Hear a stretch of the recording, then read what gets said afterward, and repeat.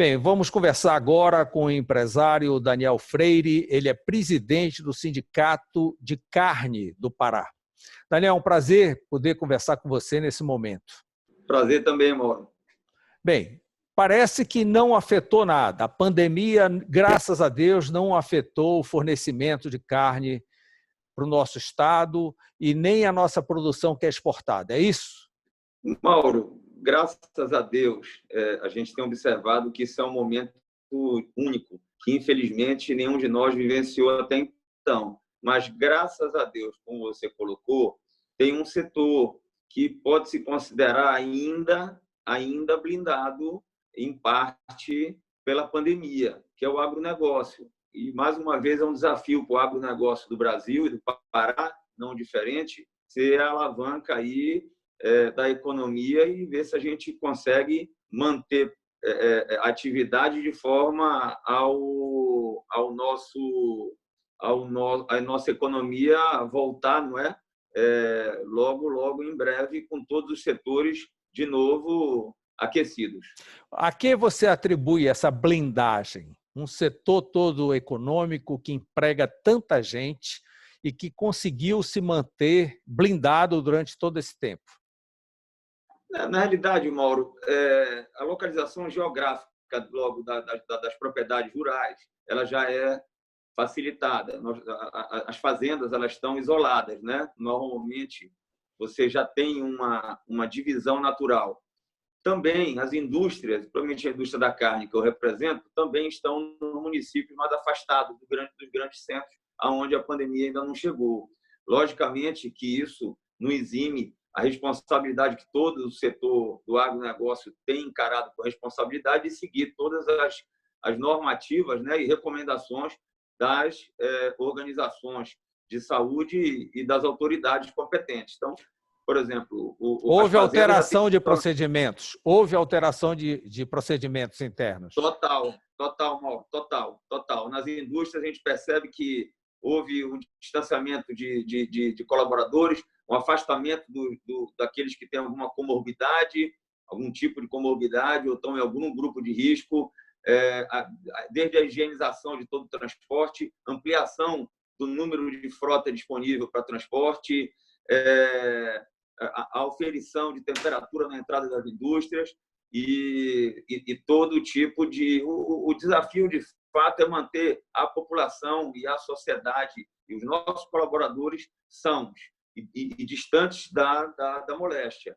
E, para isso, é por isso que talvez o setor tenha sido ainda pouco afetado, porque as pessoas precisam se manter sãs e, para isso, precisam se alimentar bem e, necessariamente, comer mais proteína. Então, nós temos observado que, por enquanto, com algum ajuste do mercado interno, que já houve, logicamente que já houve, mas isso foi compensado com uma demanda internacional que a gente tem observado que ele tem se ampliado. Você falou um ajuste, o mercado interno ele recuou, diminuíram as compras em função de restaurantes fechados, coisa parecida? Ou as pessoas em casa passaram a comer mais também? Não, o setor de food service ele representa um importante segmento da cadeia da carne, não é? Mas isso é uma migração. Por exemplo, você tem alguns cortes do traseiro que são o que o food service privilegia, e você sai para o consumo das famílias que normalmente consomem outros cortes. Mas houve aí, com essa desvalorização cambial, houve um fomento e um acréscimo de exportação. Então, esse produto que deixou vamos dizer, ser comercializado no mercado interno, ele é atendido no mercado internacional. Então, você quer dizer que filé, picanha, maminha deixaram de ser compradas aqui e estão sendo exportadas? Em parte, sim. Você pega aí indústrias do Pará que exportavam, em média, 20% da produção, hoje estão exportando 50% e estão trabalhando com a sua capacidade. Então, houve um pequeno aumento da ociosidade da indústria do estado do Pará, houve um pequeno aumento no trimestre, mas a gente não pode considerar que isso é algo a se preocupar, comparado com outros setores que nós temos acompanhado.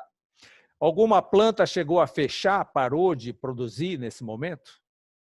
Sim, algumas plantas sim, por ajuste de produção. Você tem grandes grupos e grandes players que participam do estado do Pará também, que tem plantas aqui, essas aí, por ajuste estratégico, fecharam algumas plantas. Outras indústrias de pequeno porte, de inspeção federal, sem ser exportadora, também acabaram fechando, mas tiveram outras que tiveram suas operações ampliadas. Então, isso depende da estratégia de cada companhia.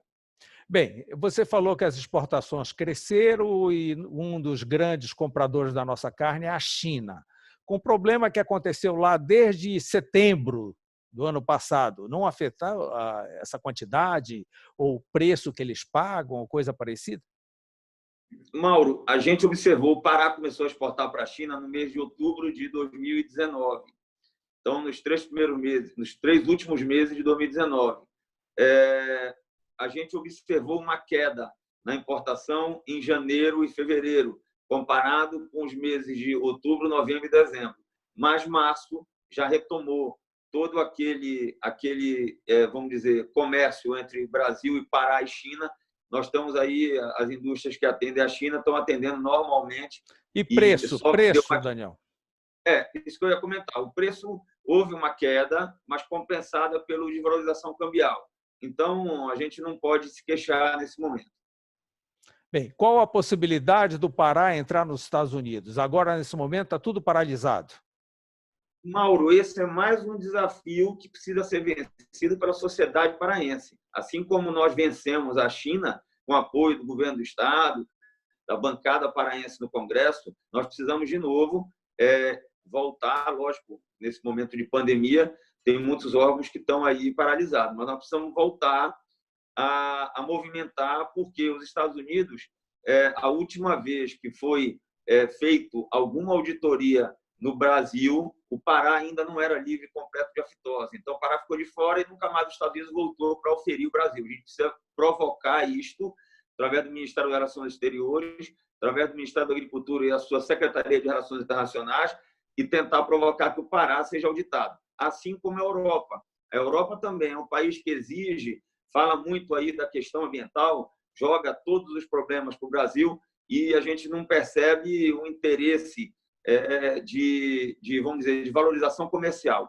Então, a Europa, ela acabou de fiscalizar Rondônia e mais 2 estados da federação e não deu resposta nenhuma, estou embromando há mais de 6 meses. Então, a gente entende que isso, de fato, precisa de um movimento da sociedade. A sociedade paraense precisa se movimentar mais uma vez. Mas para pressionar o Ministério da Agricultura do Brasil, e esse pressiona lá os países europeus, é isso, né? É assim que funciona as relações diplomáticas, e não é só um relacionamento comercial. Como nós precisamos de protocolos sanitários, precisam ser validados por organizações internacionais, nós precisamos necessariamente da participação do Ministério da Agricultura, que ele é o grande interlocutor sanitário do Brasil com relação à abertura de mercado internacional. Daniel, não há nenhum perigo de desabastecimento de proteína animal no nosso estado, não?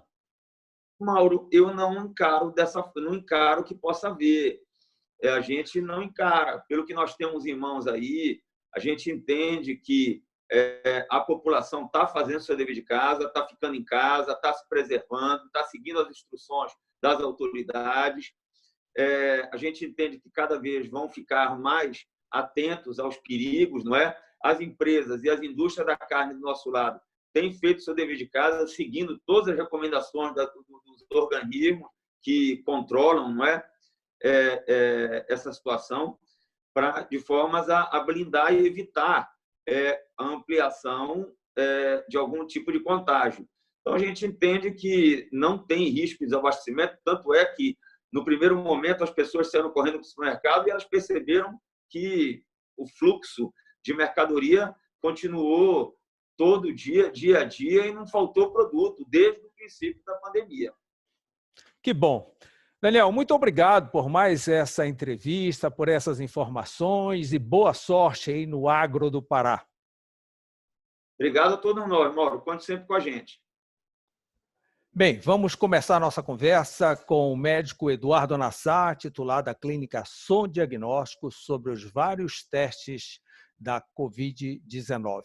Doutor Eduardo, é um prazer poder conversar com o senhor nesta noite.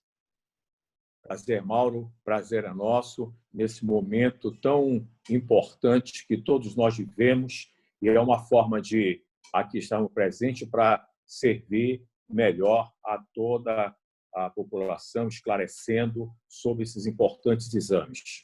Bem, a Clínica Som Diagnóstico começou a fazer esses testes já há uma semana em sistema de drive-thru na sua sede da Mundurucus, no Boulevard Shopping e no Parque Shopping. Quais são os testes que são feitos? Quantos testes existem? Quais as diferenças? Perfeito. Basicamente, existem 2 testes.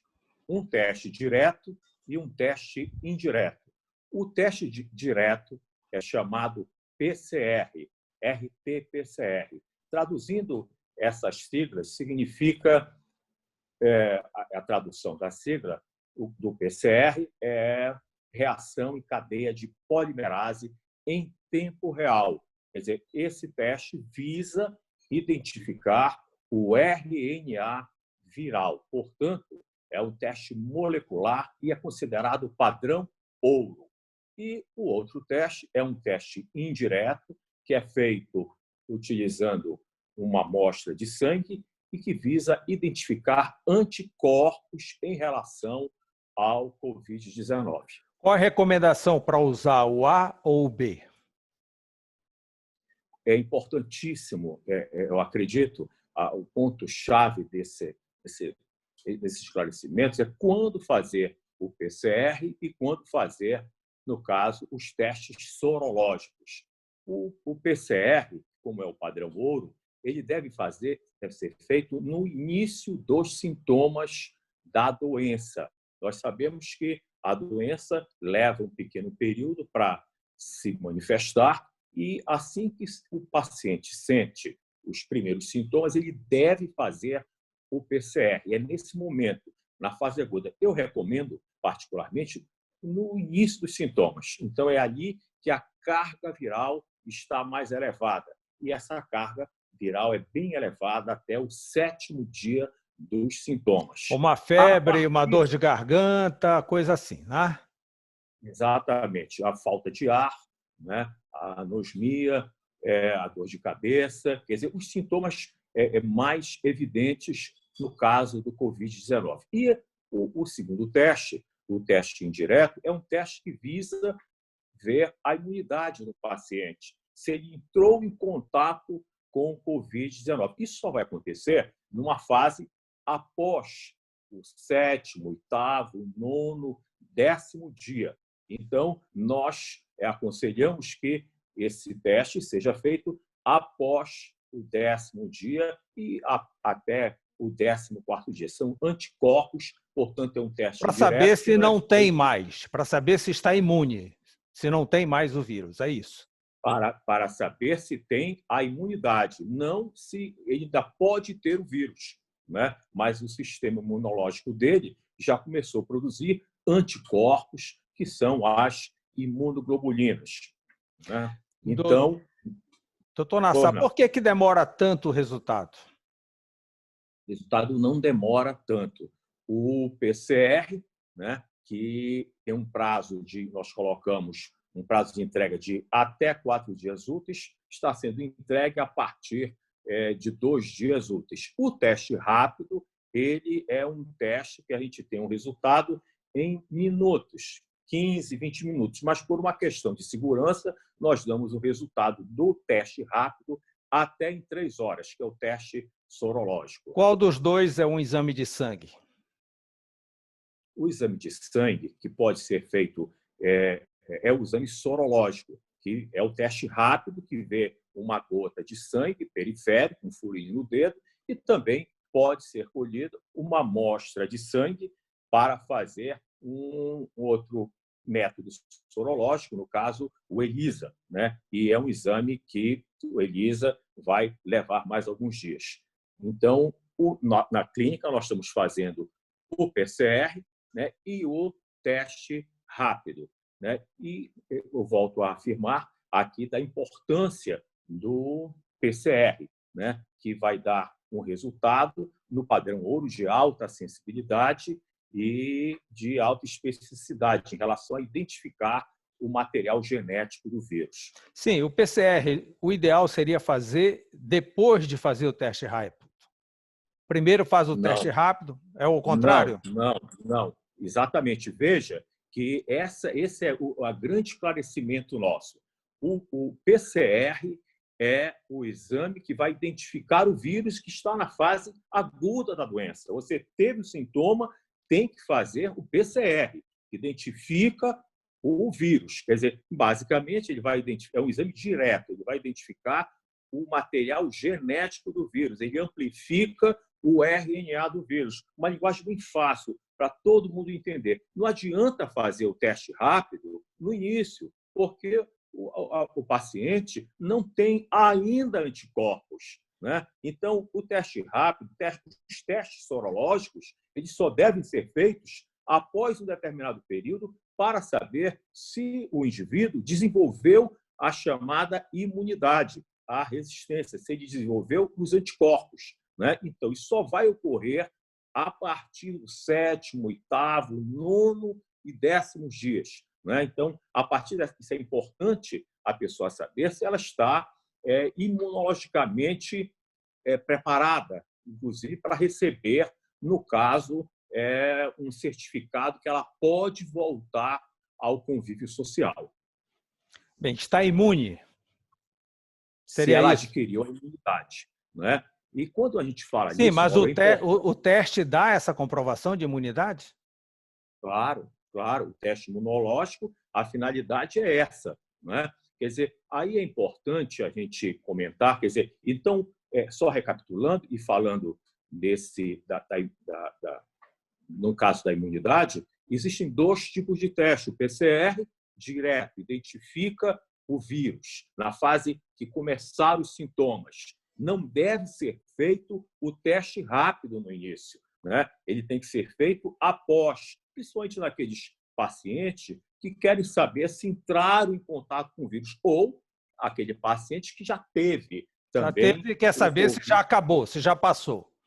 E aí, veja, aí sim, após um determinado período, né, 10, 14 dias, ele vai fazer o teste sorológico. O teste sorológico, e aqui nós trouxemos aqui o material... Já é o terceiro aí, o sorológico já é o terceiro. Não. Veja, recapitulando novamente, existem 2 tipos de testes, né? O rápido e o PCR. É o PCR, né? Que ele identifica o material genético. É direto. Vamos chamar, entre aspas, ele vê o vírus, o PCR. Né? Ele identifica o vírus, ele identifica o material. E o teste sorológicos, eles vão ver os anticorpos. Né? Os anticorpos são as imunoglobulinas. As imunoglobulinas, principalmente nesse caso, IgM, IgG. Então, esses testes sorológicos devem ser feitos para avaliar se o indivíduo adquiriu imunidade. Então, o teste sorológico, existem vários tipos de metodologia. A metodologia que nós estamos usando é do teste rápido, que coloca uma gota de sangue em cima, no caso aqui desse material, onde está IgM e IgG, e nós vamos observar a reação, que em 15, 20 minutos a gente observa qual foi o resultado. É claro que, por uma questão de segurança, isso é levado ao laboratório para ser analisado mais detalhadamente por nossos bioquímicos farmacêuticos. Aí, em 3 horas, sai o resultado, né? Agora, dos anticorpos IgM e IgG. Então, aqui vai dizer se o indivíduo adquiriu a imunidade, se ele tem anticorpos em relação a essa virose. Então, eu diria que para o indivíduo saber se ele está curado, o ideal, né, após 14 dias, 15 dias, né, seria ele fazer, no caso, o teste sorológico, aonde ele pode ter o teste rápido, ou ele pode ter outros métodos, como ELISA, e também, seria o padrão ouro, ele voltar a fazer o PCR. Diz, olha, o PCR teria que dar o quê? Negativo. E o teste sorológico, positivo. No caso do teste sorológico, o resultado é reagente e não reagente. No caso, seria reagente. Doutor Eduardo, qual é o percentual de positivo que tem acontecido em Belém? Olha, nós temos cada vez um número mais crescente de casos de Covid-19 positivos, né? E a gente tem uma equipe que imediatamente faz a notificação aos órgãos, no caso, o Ministério da Saúde, a CESPA, o LACEN, e a gente está vendo que cada vez o corona está chegando próximo de todos, né? E o resultado é esse, cada vez um número mais frequente de resultados positivos do coronavírus. Doutor Eduardo, muito obrigado por essa consulta pública, por essas informações tão importantes neste momento que nós estamos passando, diferenciando bem um teste do outro. As pessoas estão confundindo, porque numa hora dessa todo mundo nervoso já não sabe o que é que faz. Né? Muito obrigado e boa noite para o senhor. Muito obrigado, Mauro, e vamos estar à disposição sempre para qualquer esclarecimento e que em breve a gente vai estar superando essa pandemia. Obrigado. Obrigado também.